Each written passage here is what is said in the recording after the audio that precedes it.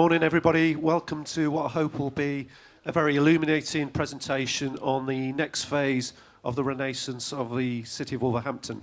As John says, my name's Tim Johnson, I'm the Deputy Managing Director at the City of Wolverhampton Council, and I'll be joined at the latter end of the presentation by my colleague Steve Parry, who's the Managing Director at ION.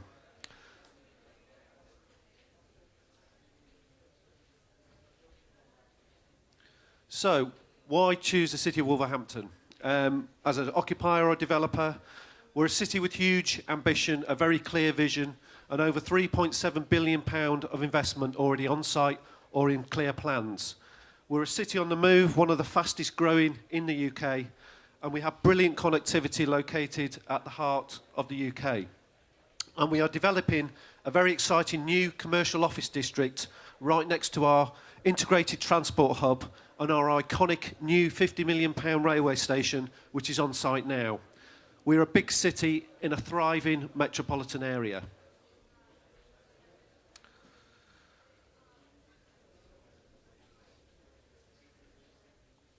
We're growing into a proven regional office location. Our award-winning I-10 scheme, which we completed 2 years ago, proved the market for quality Grade A space in the city, setting a new benchmark in terms of quality and rental levels. And as a city, we deliver what we say. Critically, and this is very critically, we have access to over 3 million people within a 20-mile radius. And that, as you know, is a key consideration in terms of any occupier, in terms of workforce retention and attraction. And we have propositions of genuine scale. Today, we're really pleased to announce that the next exciting part of our interchange commercial district, our I-9 scheme, which is a 50,000 square foot office scheme designed by Glenn Howells Architects, is now fully funded and will start on site this year. Again, another very significant milestone in our city's journey.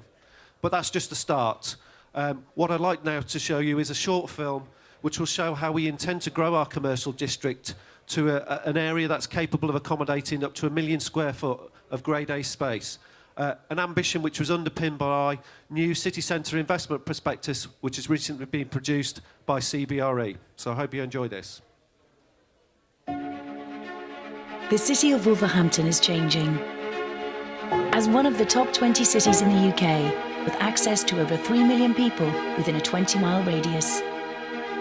With £3.7 billion of investment already underway, the commercial gateway forms the heart of this incredible pipeline of projects.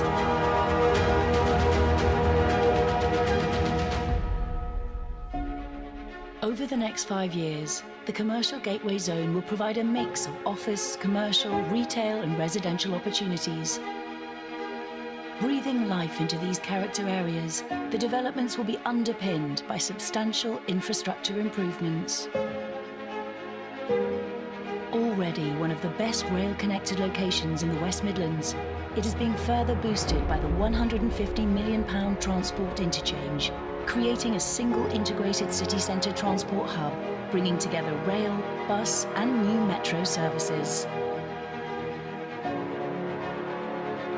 This will allow additional services to Birmingham, capitalising on the benefits of HS2, and journey times to London being reduced to just 49 minutes from the West Midlands. The Wolverhampton economy is one of the fastest growing in the UK, predicted to grow 2 to 3% faster than average. With a focus on office development close to the transport hub, we have the potential for 1 million square feet of new office space over the next 10 years. The Gateway also raises aspirations by helping bring residents back into the city, with 10 acres of land being identified for city centre residential development.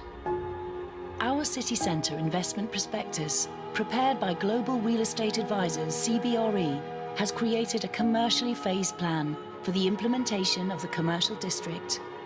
This plan recognises the importance of phasing development and creating high-quality and linked development sites. Located prominently between the fully let I-10 office block and the iconic Chubb building will be the I-9 office scheme. It comprises 50,000 square feet of Grade A office space.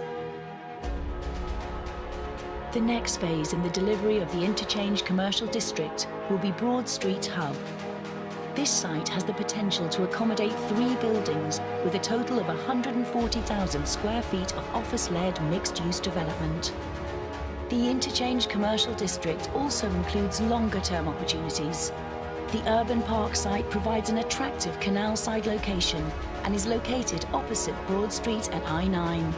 With the new transport hub being completed and 2 successful office schemes already implemented, the vision for the interchange is coming together.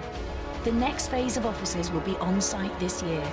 The momentum is growing in the city of Wolverhampton, and over the next 10 years, we'll see the city become a key office location for the region. The council is ready to back development and investment, and already key players are making this vision a reality. Come and talk to us and be part of the city of opportunity.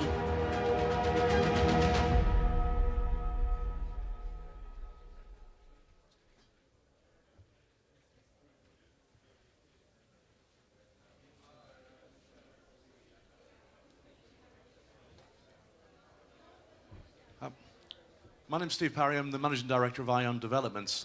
We're a Liverpool-based developer, and we first came to Wolverhampton about 10 years ago. Perfect timing, we came to Wolverhampton just as the recession hit. But we've actually been working very closely with the council for the last 10 years on various projects within the interchange development zone. The reason we came to Wolverhampton, Wolverhampton is the only other city in the UK that we operate in. We operate in Merseyside and we operate in Wolverhampton. The reason for it is we went there. The reason we stayed there is really we see that there's so much scope for development and for the growth of the city. It really is a pretty unique place with the infrastructure that it has at the moment. Tim's already mentioned the success of the I-10 building, which was actually fully let, and a number of other things that have gone on that we've actually been very positive about what we've done. I think the key to Wolverhampton is the creation of a sense of place. Wolverhampton has a very distinct identity.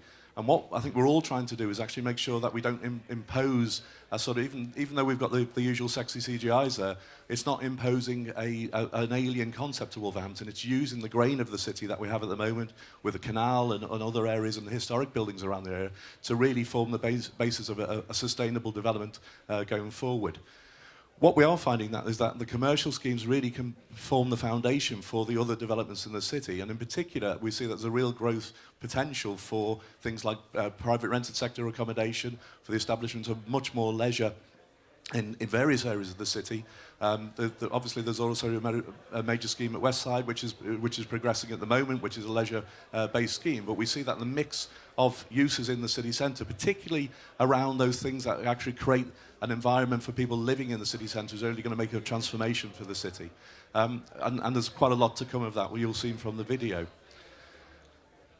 The other aspect for us working in Wolverhampton, the reason why we've stayed there through the tough times of the recession, was actually the council. I mean, we've worked with lots of local authorities around the country, particularly in the northwest, but we found that Wolverhampton Council is probably the most stable, the most consistent, and the most positive council that we've ever dealt with. And basically, if they say they're going to do something, they deliver on that, and that's from both the politicians and the officers, and that's been a really, really helpful approach to taking the thing forward. I mentioned the sense of place earlier on. I think the council really understands the sense of place, and it really understands the need for the infrastructure. One of the things that was touched on in the presentation and the video was the railway station.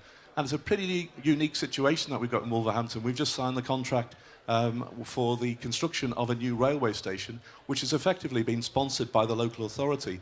Now, you know, again, I think we're the first private sector developer to build a mainline railway station in the UK, and obviously, but the council is very unusual in actually sponsoring that development. It's not a Network Rail development, it's actually a Wolverhampton City Council development.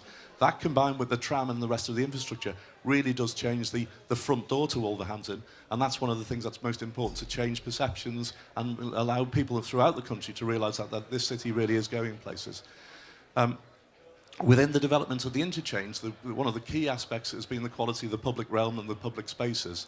And I think that's something that's been emphasised. The addition of the tram is actually improving, the tram installation is actually improving the public realm around the area, and there is a series throughout the city of improvements to public realm to just really give the sense of quality.